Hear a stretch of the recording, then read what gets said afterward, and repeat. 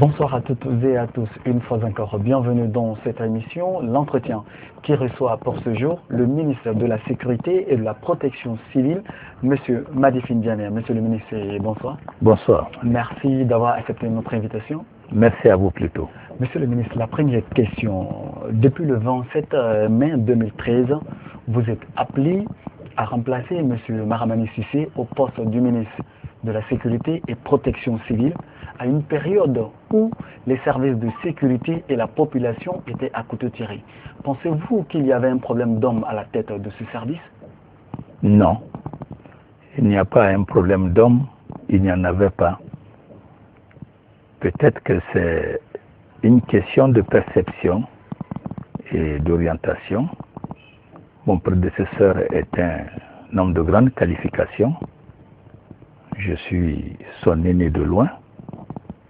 Et je l'ai précédé dans cette fonction beaucoup d'années avant qu'il n'y soit. Peut-être que c'est vu de ce point de vue, je peux être un peu plus expérimenté que lui sur le terrain guinéen parce que voilà un fonctionnaire de grande qualité mais qui a eu à servir longtemps en dehors du pays, notamment dans la section Interpol à Lyon, où il est resté plus de 10 ans. Du retour d'Addis Abeba, le professeur Alpha Condé décide de vous mettre à la tête de ce service au moment où vous étiez en fonction au Sénégal comme ambassadeur plénipotentiaire. Pourquoi vous? Peut-être question de destin. Je ne suis pas le meilleur à la police guinéenne. Je le dis, je le répète. Un homme aussi n'est rien à la tête d'un service s'il n'est pas avec ses collaborateurs. La fonction de police est une fonction essentielle. La police guinéenne regorge de cadres de grandes compétences. Mais la réalité est que il faut savoir gérer. Je ne dirais pas aussi que je suis un gestionnaire de personnel, mais je m'efforcerai plutôt à être en harmonie avec ces personnes qualifiées que j'ai trouvées sur le terrain. Est-ce qu'on peut dire pour le moment que vous êtes le meilleur? Non. Tout à fait le contraire. C'est ce qui s'est dit dans les coulisses. C'est ce qui s'est dit, mais ce n'est pas la réalité. Pourquoi? Parce que je ne peux pas être le meilleur. Je dis encore, je répète, je ne serai rien dans ce poste. Un chef ne travaille pas. Il fait travailler. Je suis entre les quatre murs. Ceux qui sont à la base, ce sont ceux-là qui sont les policiers, parce que c'est ceux qui remontent les renseignements et c'est encore à eux d'exécuter les renseignements qu'on aura à leur donner, les instructions qu'on aura à leur donner sur la base des renseignements que nous aurons reçus. Je pense dans ma vision que ceux qui sont à la base pour la collecte et pour les exécutions, ce sont ceux-là les policiers. Nous sommes là pour les encourager, leur donner une orientation, nous efforcer à être en leur sein quelqu'un en lequel ils puissent mettre leur confiance. Parce que c'est une question de confiance aussi. La qualité d'un dirigeant, c'est d'être à l'écoute de ceux qui travaillent à la base. Ce sont ceux-là qui travaillent. S'efforcer à nouer les meilleures relations avec ceux-là, c'est ceux-là qui travaillent. Je répète encore, le chef ne travaille pas, il fait travailler. Le chef ne travaille pas, il fait travailler. Ce sont les dits de Monsieur le ministre de la Sécurité et Protection civile. Alors, est-ce que vous vous sentez bien à ce poste de ministre? Bon, je me sens bien parce que c'est ma profession. Je suis dans une fonction qui met en valeur ma qualification de policier. Avec ceux qui sont à la base, je m'efforcerai de me qualifier davantage. Vous vous sentez bien parce que c'est votre profession. Alors, est-ce qu'on peut dire qu'on s'était trompé en vous envoyant au Sénégal comme diplomate? Oh non. Le policier, sa définition de police, c'est la cité. toute activité dans une cité, dans un pays, un policier peut l'exercer, sauf peut-être les fonctions spécifiques qui sont les fonctions de médecin. On ne peut pas sortir dans la rue pour être médecin afin de se transformer en assassin, mais un bon policier est un bon enseignant, un bon policier est un bon administrateur, un bon policier est un bon diplomate. D'ailleurs, l'essentiel de la vie de la diplomatie repose essentiellement sur les activités de police, parce que dans un endroit, il faut être apte à être à l'écoute des gens, à analyser ce que vous entendez, à offrir l'essence de ce que vous entendez, ce qui colle parfaitement à une aile des activités de police qu'on dit de façon technique les renseignements généraux. Monsieur le ministre, oui. D'aucuns pensent que officiellement vous étiez ambassadeur plénipotentiaire de la Guinée au Sénégal, mais officieusement agent secret du professeur Alpha Condé, parce qu'à cette période, ce n'était pas une parfaite harmonie entre le président Alpha Condé et Abdoulaye Wade. Donc, il fallait quelqu'un pour sécuriser la frontière entre la Guinée et le Sénégal. Ce n'est pas... Le policier d'abord est au service de l'État. Il suffit de se réclamer policier pour être au service de l'État. Être au service de l'État, c'est être au service du chef de l'État. La police est une fonction républicaine. À ce titre donc, le policier ne peut être que républicain, obéir à l'exécutif qui est représenté par le chef de l'État. Je rectifie aussi, il n'y a jamais eu de différend entre le professeur Alpha Condé et le président Abdoulaye Wade. Ce n'était pas une parfaite harmonie. Non, c'est vu de dehors. Ça, c'est vu de dehors. Il y avait des problèmes. Vous avez suivi les graves problèmes le 19 juillet. Vous avez suivi ces problèmes. Et tout le monde sait parfaitement que ces problèmes, en grande partie, ont été montés au Sénégal. Ça, ce n'est pas un secret. Tout le monde le sait. Les commanditaires de ces activités sont partis du Sénégal. On peut dire alors que l'attaque du 19 juillet, l'attaque du domicile du président de la République du 19 juillet a été montée au Sénégal. Il a été, ça je le confirme, ça aussi ce n'est pas un secret pour personne. Ça a été monté au Sénégal, même si ça a été exécuté en Guinée. Ça, ce n'est pas un secret. Monsieur le ministre, est-ce qu'il y a des preuves, à cela? Il y a des preuves évidentes, mais que je n'ai pas le droit de divulguer. J'étais au Sénégal. J'ai sillonné le Sénégal de bout en bout. J'ai eu des informations précises. Ce n'est un secret pour personne. Pourquoi vous n'avez pas informé à temps pour qu'on puisse l'éviter alors? Non, je suis allé après l'événement. Je suis allé après l'événement. Mais sachez bien que le service était informé avant les actions. Le président de la République était informé de ce qui s'est tramé. Le président de la République a eu l'obligation, par ses relations personnelles, à informer des autorités sénégalaises. Mais quelque part, ce n'est pas à la police sénégalaise de faire les activités de la Guinée. C'est à la police guinéenne. Donc la police guinéenne n'a pas joué son rôle? Non, la police guinéenne n'a pas été déployée pour vérifier ce qui avait été donné, et les choses sont allées tellement vite que tout le monde a été surpris.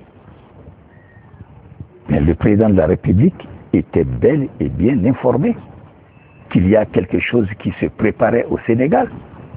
Ça, c'est évident, ce n'est pas un secret pour qui que ce soit. Lui-même, il l'a dit dans une des interviews majeures, dans un des journaux, je ne sais pas lequel, il a eu à le dire. Mais tu as interprété cela comme étant une opposition avec le président de la République du Sénégal? Non, ça n'en est pas un. Je vous confirme que j'ai eu les meilleures relations avec le président Abdoulaye Wade. Je pense qu'une cour qui a été montée du côté du Sénégal, forcément les autorités sénégalaises sont informées. Pas forcément. S'ils sont informés. Le Sénégal est un pays libre comme la Guinée. Si peut-être on avait dépêché des policiers avec des orientations précises sur les choses et des doléances précises, peut-être que le Sénégal se serait vu dans l'obligation d'aller plus loin dans leur activité face à cet événement que de rester en observateur. Nous avons entendu et on est ceci, on est cela, c'est pas ça. Pourrait-on dire alors que c'est une négligence qui nous a conduit au 19 juin? Ça peut se dire. À qui la faute alors? Alors là, dans ces conditions, c'est à interpréter ailleurs parce que nous étions dans l'enthousiasme des élections, passer un nouveau président élu, les dispositifs ne sont pas encore complètement huilés, les choses se passent comme de façon ordinaire et personnellement, personne ne pouvait penser qu'un président démocratiquement élu, que des gens puissent l'attaquer à ciel ouvert avec des armes de guerre. Tout cela était de nature à présenter peut-être la chose comme étant des choses montées. Peut-être que tout ça là a contribué à crisper un peu l'élan des services dans la vérification d'un tel renseignement. Sinon, nos services sont des services compétents, des services qui sont toujours au devant chaque fois qu'on a un renseignement précis sur une activité de ce genre. Monsieur le ministre, dans quel état avez-vous trouvé ce département? Pas mauvais. Sur le terrain, c'est parce qu'il se voit, c'est parce que c'est dit. Pas mauvais. Un homme ne peut pas tout faire. Et rien ne sera parfait au départ de quelqu'un. Il y aura toujours quelqu'un pour refaire ce que vous aurez à laisser, pour corriger ce que vous aurez à laisser, pour amplifier ce que vous aurez à faire. Toute œuvre humaine est imparfaite. Il y a du très bon dans ce service, il y en a de moins bon dans ce service, il y a du mauvais dans ce service. Ce n'est pas propre seulement au ministère de la Sécurité. Les mauvais dans ce service sont nombreux alors? Non. C'est pour ça qu'il faut voir la chose de façon très relative. Si tout était mauvais, le service allait sombrer. Il n'y aurait même pas eu de succession.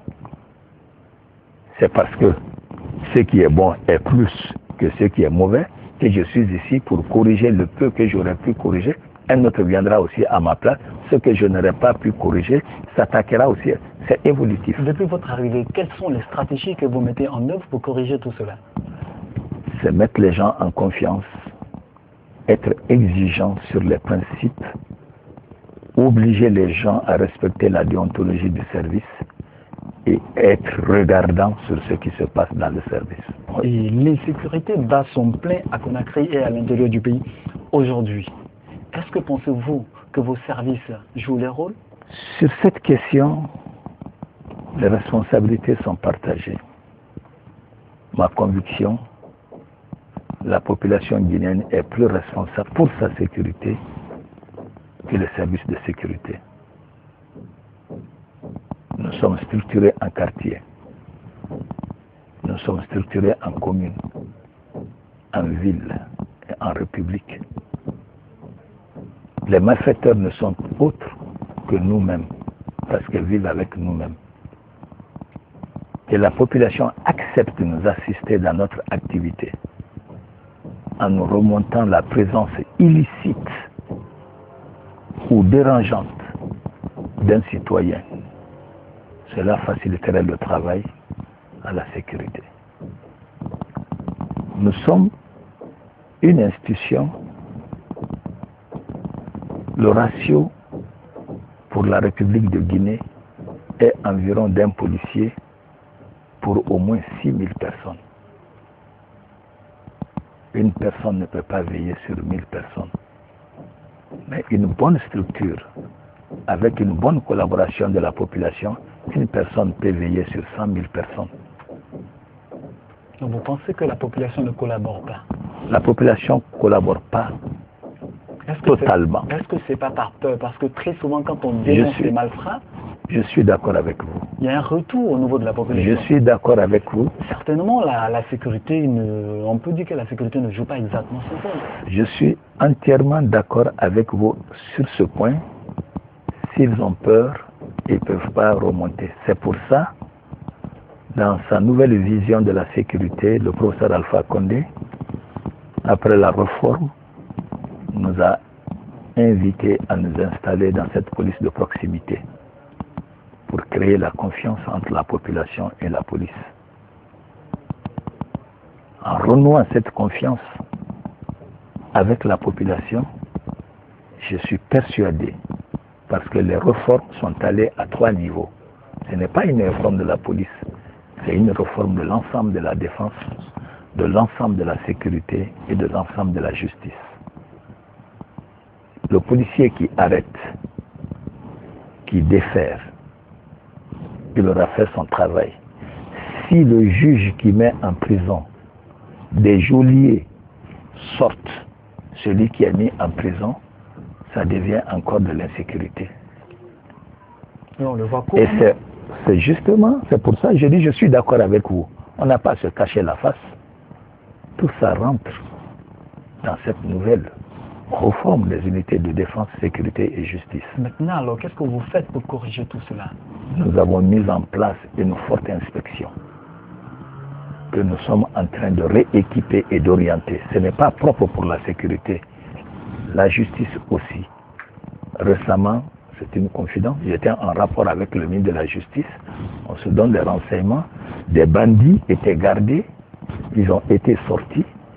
J'ai informé le ministre de la Justice qui a pris toutes les dispositions pour mettre hors d'état de nuire ceux qui ont été complices de cette sortie. Monsieur le ministre, Ça se fait très doucement, calmement, on n'a pas besoin de citer tout ça sur le toit, mais progressivement, cette confiance va s'installer entre la population et sa sécurité. Et j'ai la confiance que la population acceptera appuyer la police dans sa sécurité. Il est très difficile pour la population de comprendre que des malfrats ont été incarcérés et après ils ont été libérés. Est-ce que le haut niveau n'est pas un peu responsable de tout ça? Non. Comment est-ce que quelqu'un peut s'évader comme ça de la prison? C'est ce que je dis. Tout est question de respect de soi-même, de respect de sa fonction. J'ai dit tout de suite que le chef ne travaille pas. C'est ceux qui sont à la base qui travaillent. Forcément, il y a des complices parmi vos agents. C'est ce que j'ai dit, pas seulement nos agents, nous ne gardons pas les prisonniers. L'État est structuré. La prison ne relève pas de l'autorité du ministère de la Sécurité. La prison relève de l'autorité du ministère de la Justice. Mais nous n'avons pas à nous disculper. Nous vivons avec la maison centrale. La sûreté est au sein de la maison centrale. Nous partageons le même site. On peut être confondu à ceux qui sont responsables de ce lieu. Mais je dis encore une fois, ce n'est pas une question de complicité au haut niveau. C'est une question de moralité des fonctionnaires qui gèrent ces activités.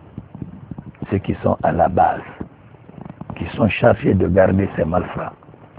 Si ceux-là ont le respect pour leur tenue, ont le respect pour leur fonction, ont le respect pour le citoyen guinéen, ce sont ceux-là qui seront exigeants, même si moi, ministre, je demande à sortir un malfrat de prison, ils ont tout le droit de faire un non-recevoir. Ces personnes, vous les connaissez et vous les maintenez toujours en Non, non. Moi, ministre, un de mes agents, mais son service au service d'un malfaiteur, il est pris dans une telle activité, il sera radié de la fonction publique. La majeure question que se posent ces millions de populations, c'est que la plupart de ces personnes sont en tenue uniforme avec des armes de guerre. D'où proviennent ces tenues et ces armes? Vous touchez à un sujet très délicat. Tous ces gens ne peuvent pas être des agents de la sécurité reconnus. La Guinée vient de très loin. Vous avez suivi ici l'agression de 2000. Vous avez vu les autorités guinéennes faire appel à la jeunesse pour défendre la nation. Ces jeunes ont été enrôlés, on leur a donné des brides de formation, on les a armés, on les a habillés. Et bon nombre de ces jeunes ont été démobilisés sans qu'on ait la possibilité de récupérer leurs armes. C'est ce qui fait que les années 2000 jusqu'à 2010 et jusqu'à maintenant, on rencontre beaucoup de ces jeunes en tenue dans des activités criminelles, mais n'appartenant à aucun corps de défense ni de sécurité. Il y en a plein, mais on est obligé d'endosser la responsabilité parce qu'ils sont dans les tenues de défense ou de sécurité. Mais je répète que la plupart des cas ne sont pas des agents de sécurité ou des soldats de notre armée. Mais je vous donne quand même le droit de le voir ainsi parce qu'ils sont appréhendés avec des armes de guerre qui ne sont que propriété de l'armée, avec des tenues qui ne sont que propriété des unités de défense et de sécurité. Comment vous allez faire pour récupérer tout ceci? La Troisième République a fait un gros effort. En 3 ans, nous avons fait la réforme la plus audacieuse des unités de défense et de sécurité, qui a eu à mettre à la retraite plus de 4500 fonctionnaires des unités de défense, qui a eu à faire à un projet de recyclage de cette catégorie de personnes recrutées sans emploi dans l'armée, mais qui ont la formation. Nous les avons sélectionnés, nous en avons mis à la disposition des unités de sécurité. Très prochainement, vous allez entendre le recrutement de 4015 qui sont recrutés, mais qui ne sont pas encore en formation. Et dans ce grand lot de ces jeunes, nous avons aménagé l'effectif de la police, aménagé l'effectif de la gendarmerie, créé la garde forestière, créé la garde pénitentiaire. Le reste, l'État s'est efforcé en faisant venir à grands frais des formateurs français, des généraux français, pour spécialiser l'emploi dans les unités de défense.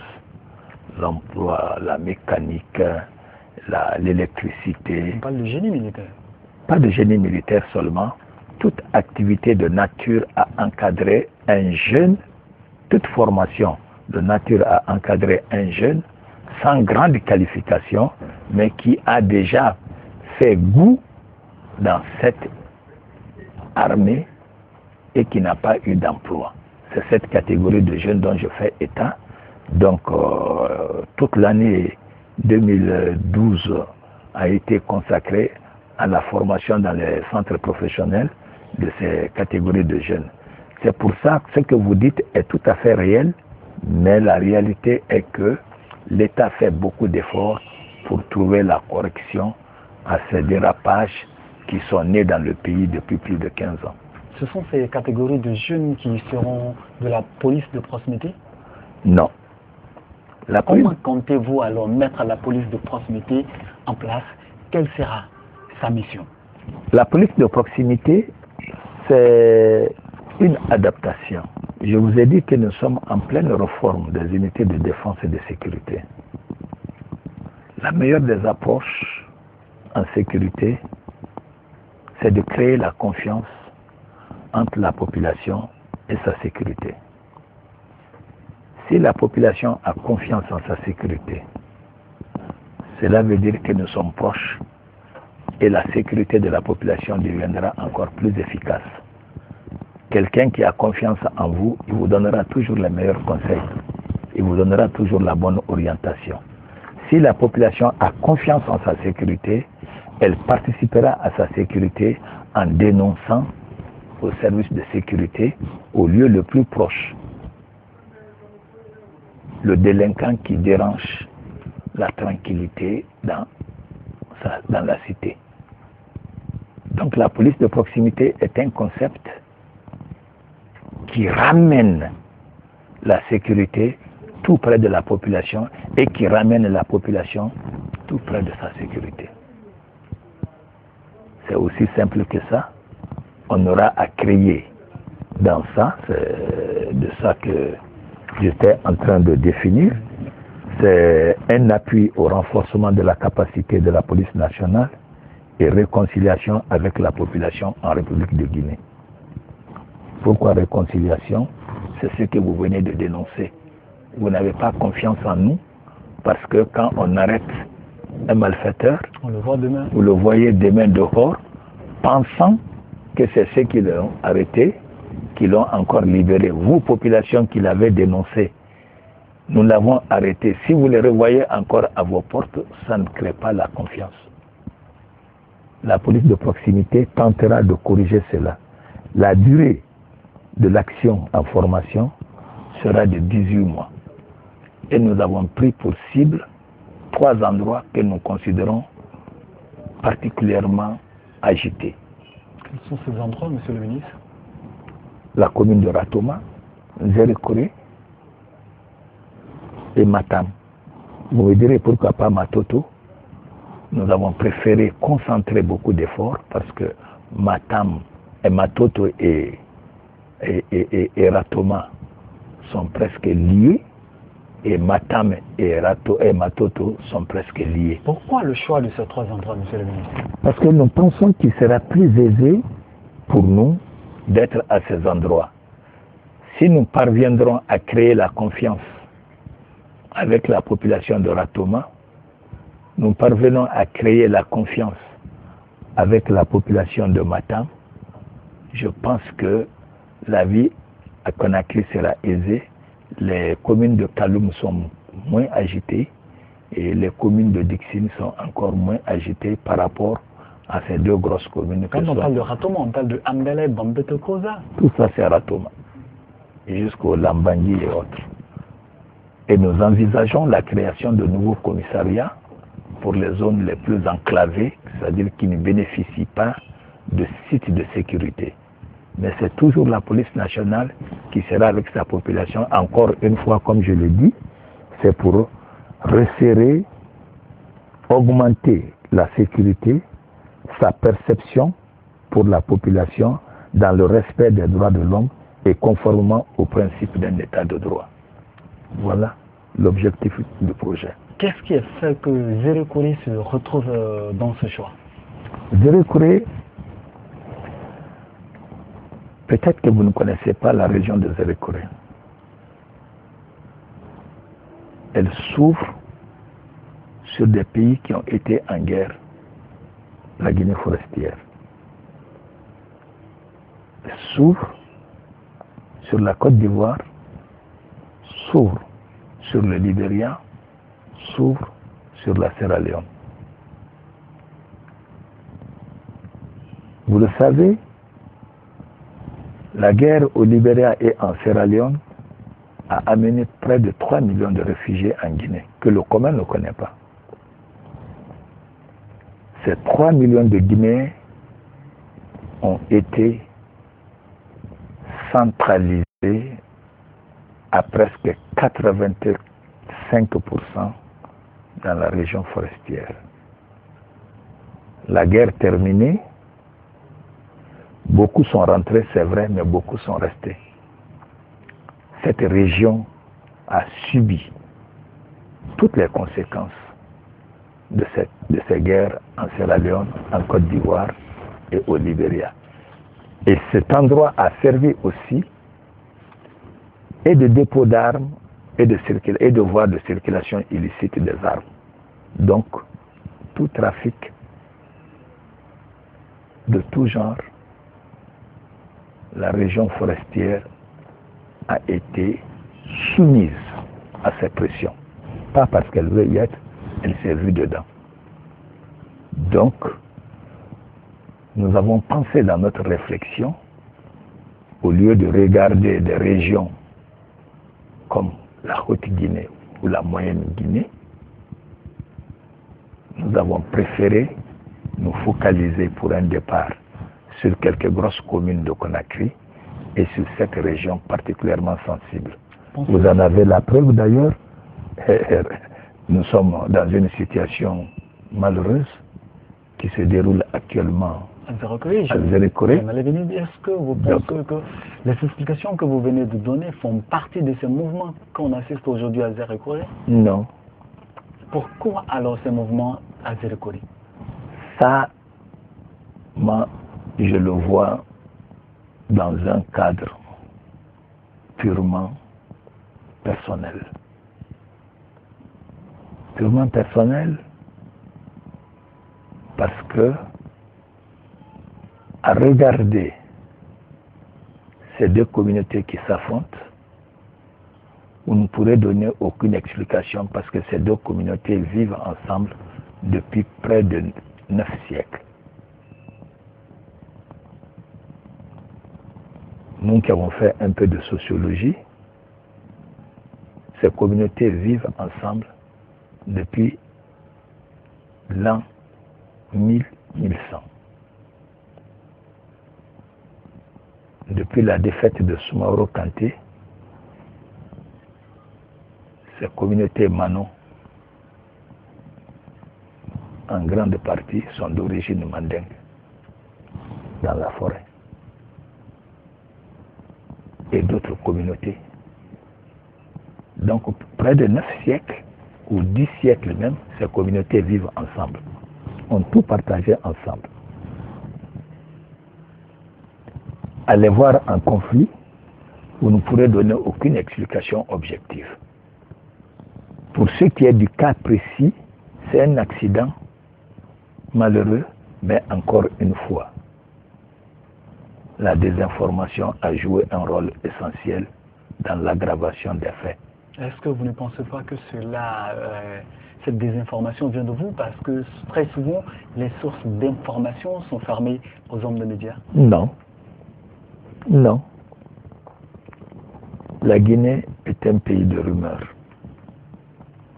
Les nouvelles technologies et la division de la nation guinéenne en communautés a aggravé les choses. Le premier code pénal de la République de Guinée condamne à la peine capitale le régionalisme, le racisme et l'ethnocentrisme. Je n'ai pas en mémoire l'article, mais l'article qui condamne à la peine capitale est dans le premier code de la République de Guinée. L'ethnocentrisme, le régionalisme et le racisme. Vous pensez que tout cela existe aujourd'hui en Guinée? Bien sûr. Bien sûr. Il n'y a pas à se cacher la face. On a dit que c'est les communautés Konya et les communautés Guerzé qui se battent. On n'a jamais dit que c'est les citoyens guinéens qui se battent. Ça existe. Vous entendrez en Guinée la communauté forestière, vous entendrez la communauté mandingue, vous entendrez la communauté de la Basse-Guinée, vous entendrez la communauté du Fouta. Ils ont même des coordinations, ce n'est pas un secret. Allez-y à la coordination du Mandingue, vous verrez la coordination. Allez-y à la coordination de la Basse-Guinée, vous verrez la coordination. À la coordination de la Moyenne-Guinée, vous verrez. Et de la Guinée forestière, vous verrez. Le pays s'est structuré de façon sectaire. Pour vous, ce qui n'est pas normal. Ce n'est pas normal, c'est pour ça que j'en parle. Un pays, c'est la nation. On doit aller vers la nation. Tant que nous réfléchissons dans nos coins, en communauté, on ne s'en sortira pas. Pour revenir à l'incident malheureux, c'est ça. C'est ça. Donc on pense que c'est la politique qui est à la base de tout ça, monsieur le ministre. Mais bien sûr. Parce que les partis politiques se sont installés en communauté. Ce n'est pas un secret. C'est à ciel ouvert. Ce n'est pas moi qui l'invente. Il existe. Vous le savez autant que moi. Peut-être que vous n'avez pas cette conviction d'être sectaire, mais chacun s'est fourré derrière son leader politique. C'est ça aussi la Guinée. C'est ce qu'il faut dépasser. C'est ce qu'il faut dépasser. La misère de la Guinée, c'est la division du peuple de Guinée. La démocratie, ce n'est pas, c'est un idéal. Ne sera jamais une fin. On ne sera jamais démocrate. On n'atteindra jamais la démocratie. Les pays les plus démocrates qui sont les États-Unis font leur abus dans le droit. Caché, mais c'est des nations. Et pourtant, l'un des combats de votre ami, je veux dire, le professeur Alpha Condé, c'est d'instaurer la démocratie dans ce pays. Mais c'est ça, ce n'est pas mon ami, c'est mon président de la République. Je ne suis que son employé. Il n'a rien à faire avec mon amitié. Je suis là pour faire le travail qu'il demande dans l'intérêt du peuple de Guinée. Si je le fais bien, je suis son bon travailleur. Si je le fais mal, alors là, il me jettera dehors. Vous l'avez toujours fait, vous l'avez toujours bien fait parce que vous avez toujours été maintenu. Je ne le dis pas. Je ne m'installe pas aussi dans cette conviction. Je m'efforce toujours à être en harmonie avec moi, à servir loyalement. Mon objectif, ce n'est pas de lui plaire. C'est qu'il soit satisfait de ce que je ferai. Donc on pense qu'après les élections législatives, il doit revoir son entourage. Vous partagez cet avis? Ce n'est pas ma préoccupation.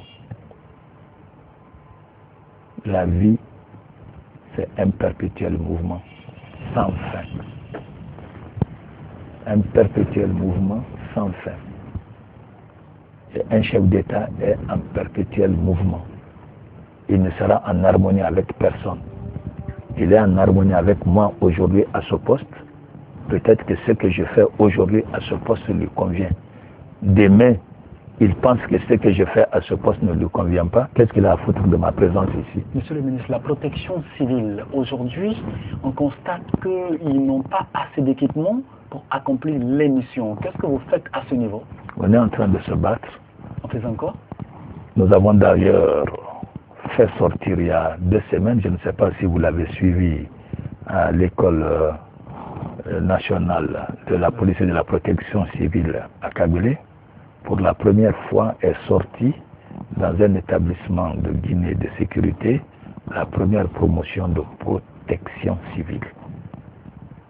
Avant, ce service était animé par des policiers qu'on reformait pour cette activité. Mais pour une première fois, nous avons reçu des jeunes tout frais que nous avons formés à la fonction de protection civile. Vont être partagés entre les différents centres où nous avons des sièges de protection civile. Et la deuxième étape, nous cherchons à les équiper des moyens ordinaires d'intervention pour leur activité. Ça va prendre combien de temps tout ceci? C'est une question de temps, comme vous dites. Nous sommes dans un pays fragile. C'est pour ça que nous avons besoin de cette assemblée. Nous n'irons jamais loin dans nos objectifs si nous n'avons pas une assemblée nationale pour donner de la crédibilité au pays, pour rassurer les investisseurs étrangers et les partenaires étrangers. Tant que nous n'avons pas une assemblée, on ne peut pas être dans une bonne dynamique de développement de nos ressources et de nos capacités. Donc, tout comme la police, tout comme les autres services, nous avons espoir que le pays sera dans la normalité après les élections pour donner un nouvel élan nous permettant d'aller loin dans nos objectifs. Monsieur le ministre, à travers le pays et surtout à Conakry, souvent des mouvements surgissent par-ci et par-là. La preuve, la dernière fois, vous étiez même à Nangon, où ça s'est mal déroulé. Qu'est-ce que vous prenez comme précaution pour lutter contre tout cela? Là aussi, c'est malheureux. Ma conviction, et je pense que c'est une vérité, peut-être pas absolue, parce que toute vérité est relative. La jeunesse, elle est à la fois le présent et l'avenir de ce pays, la jeunesse guinéenne. C'est malheureux que cette jeunesse ne se prenne pas en charge, qu'elle s'installe dans la contestation violente en brisant le peu d'acquis que les anciens nous ont laissés, dans la sueur, nous ont laissés. Cette jeunesse doit comprendre que ce qu'elle détruit aujourd'hui, quand elle sera à la maturité pour gérer effectivement ce pays, elle aura d'abord l'obligation de refaire ce qu'elle a détruit avant de se projeter dans un développement plus accentué. La contestation juvénile, pour des raisons de courant, c'est vrai, le courant, ça rentre aujourd'hui dans la vie de tout le monde. Nous en souffrons tous. Et ce que ces jeunes ne savent pas, la politique sociale du professeur Alpha Condé a été axée sur 3 éléments. L'eau, l'électricité, l'agriculture et l'emploi jeune et femmes. Un élément. Voilà. À l'heure où je vous parle, plus de 250 millions de dollars ont été injectés dans l'amélioration de l'électricité. On ne voit pas encore sur le terrain? On ne voit pas encore sur le terrain. Ça aussi, c'est une vérité. Pourquoi? C'est là. Vous avez tous vu les commandes régulières de gros groupes. Vous avez tous vu l'effort fourni pour l'éclairage public dans les capitales régionales et quelques grandes préfectures. Vous avez tous vu combien de tentatives en 2 ans et demi ont été engagées pour rendre plus performante notre site de Tombo. La question que vous me posez, je me pose la même question. Pourquoi, avec tant de dépenses effectuées pour ce secteur, nous sommes encore moins que ce qu'on était il y a 3 ans?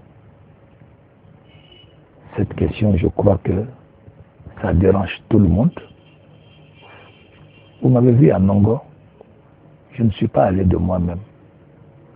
C'était sur instruction du président de la République que je suis allé avec le gouverneur. Pas pour dire aux jeunes arrêtez, non. C'est pour les sensibiliser de patienter. L'effort qui a été fourni ne sera pas vain et les efforts encore sont sur le terrain. J'espère et je le crois fermement que dans un très proche avenir, des mesures correctives seront engagées pour rendre effectif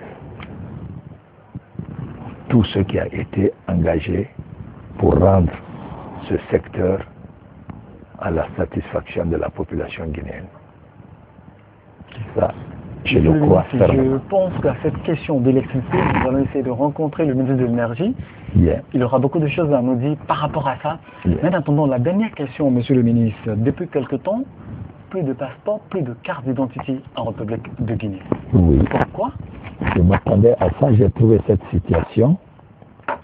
Et effectivement, mais j'ai l'agréable devoir de vous annoncer que s'il plaît à Dieu, la semaine prochaine, la normalité s'installera et le président nous a instruit de façon forte à faire une commande exceptionnelle et je pourrais vous montrer tout de suite le bon de commande avec la lettre de crédit qui ont été envoyées. Je pense qu'en début de semaine prochaine, nous commencerons à recevoir des lots de ce passeport et nous allons corriger cela. Et nous avons préféré commander une petite portion pour les besoins du moment parce que nous allons très prochainement rentrer aussi dans la biométrie. À ça aussi, des instructions fortement ont été données par Monsieur le Président de la République et ces instructions sont en voie d'être exécutées. Nous avons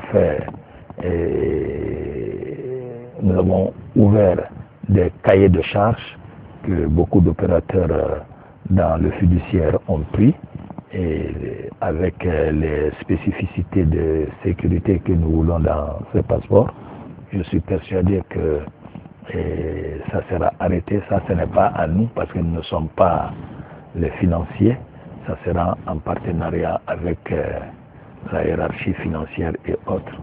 La société qui sera agréée pourra nous fournir aussi immédiatement les passeports biométriques qui vont être la relève des passeports que nous avons actuellement en service.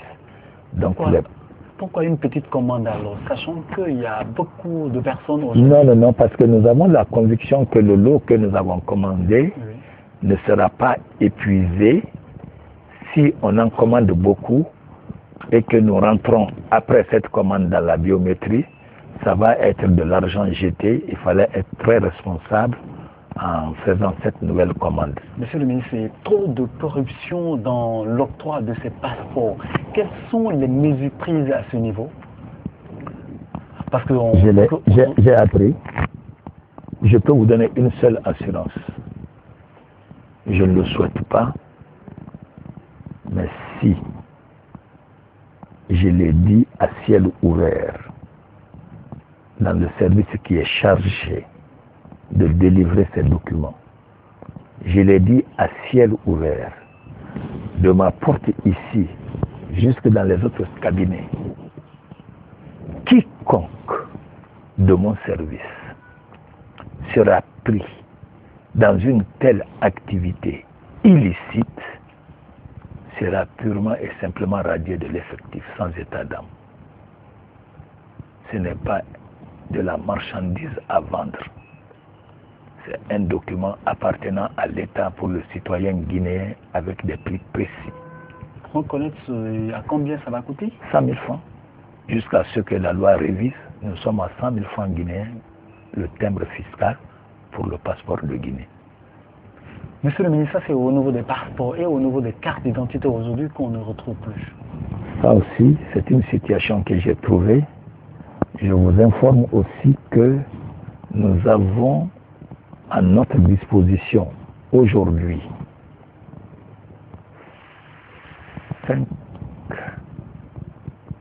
5 millions, non, 50 millions de 5 millions de cartes d'identité nationale biométriques. Vous savez que l'élection présidentielle était couplée avec la livraison de cartes d'identité nationale. Mais la carte d'identité nationale est un bien de service de sécurité, pas un bien d'une activité électorale. Ce qui fait que, par la clairvoyance du président de la République, la livraison donc des cartes d'identité a été ramenée au service traditionnel de sécurité. La rupture d'ailleurs est liée à la première perception parce qu'il était dit que la carte d'électeur devait être livrée avec la carte d'identité par les commissions de la CENI qui étaient chargées de cette activité. Donc la sécurité s'est rétractée parce que si vous allez pour avoir votre carte d'électeur, vous avez votre carte d'identité, ça devenait. Mais la réalité est que la délivrance d'une carte d'identité, c'est la pièce maîtresse pour un citoyen guinéen. Obéit à beaucoup d'exigences. Et c'est ce que M. le Président de la République a perçu. Donc, la livraison de ces cartes d'identité a été remise en question au niveau des commissions électorales pour être ramenée au niveau des services de sécurité. Et très bientôt, nous allons commencer la délivrance parce que c'est de la biométrie, il faut de la formation.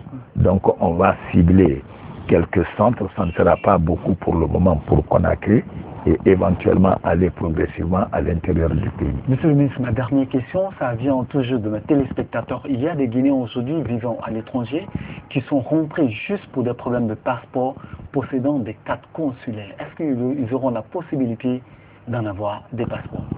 La carte consulaire ne donne pas droit à la carte d'identité nationale. La carte consulaire est l'expression de la résidence à l'étranger appartenant à un pays. Il y a des règles pour avoir une carte d'identité nationale. Il faut un numéro personnel, être recensé, avoir ce numéro personnel dans le registre de recensement en Guinée. C'est ce qui donne la carte d'identité nationale.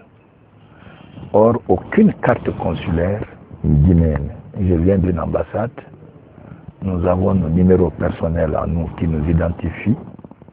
Je vis au Sénégal, c'est spécifié. Je vis en Mauritanie, c'est spécifié.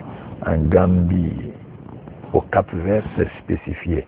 Mais aucune carte consulaire ne donne un numéro personnel qui ne peut être donné que par la statistique qui relève du ministère du Plan en Guinée, qui a la charge de faire la population. Il y a toujours un recensement de la population. C'est le recensement de la population là qui donne le numéro personnel à chacun de nous. Et c'est ce numéro personnel qui se retrouve sur votre carte d'identité et dans votre passeport. Merci, Monsieur le ministre. Nous sommes pratiquement à la fin de cette émission. On a beaucoup de choses à dire. Un dernier mot, Monsieur le ministre?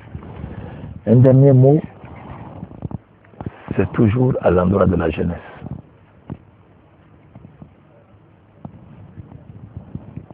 On dit que la jeunesse a toujours raison, même si elle incendie. Pourquoi? Parce que ce qu'elle incendie, elle aura l'obligation de l'éteindre, elle aura l'obligation de reconstruire. À la jeunesse guinéenne, je dirais une vérité. Dieu leur a donné un très beau pays qui a les 2/3 des richesses de l'Afrique de l'Ouest, repartis dans 3 secteurs essentiels: l'hydraulique, les mines, l'agriculture. Nous avons 3800 cours d'eau, 9 fleuves internationaux, sur lesquels il y a presque 161 sites de barrages hydroélectriques avec un potentiel d'environ 8000 MW, qui a la capacité d'éclairer toute l'Afrique de l'Ouest et le Maghreb.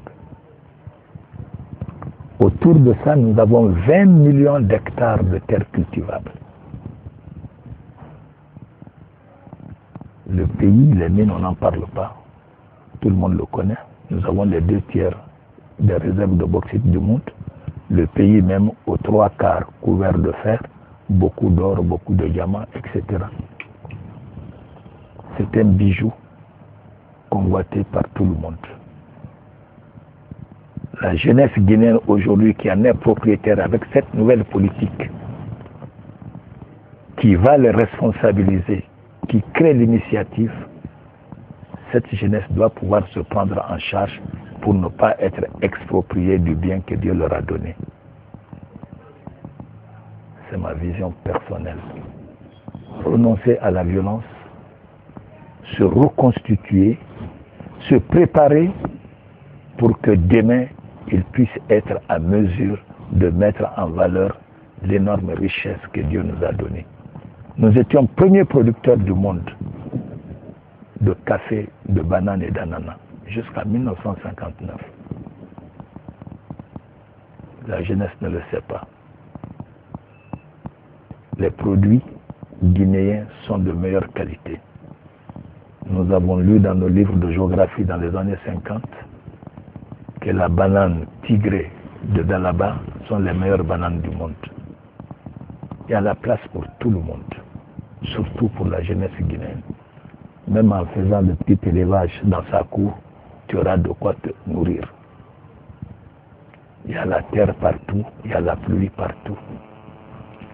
Voilà, c'est à la jeunesse de prendre conscience qu'elle n'est pas condamnée à vivre dans la misère. Elle doit plutôt resserrer sa ceinture, sortir de la violence pour appuyer les initiatives créatrices afin que nous soyons en harmonie pour que leur soit léguée la meilleure Guinée de demain qu'ils auront la charge de rendre plus prospère. Merci beaucoup, monsieur le ministre. Merci bien. Merci à ces millions de téléspectateurs. Nous étions avec monsieur Madi Ndiané. Il est le ministre de la Sécurité et Protection civile. L'émission, c'était l'entretien. Merci de votre fidélité. On se reprend la semaine prochaine sur la meilleure des télévisions. Bonsoir.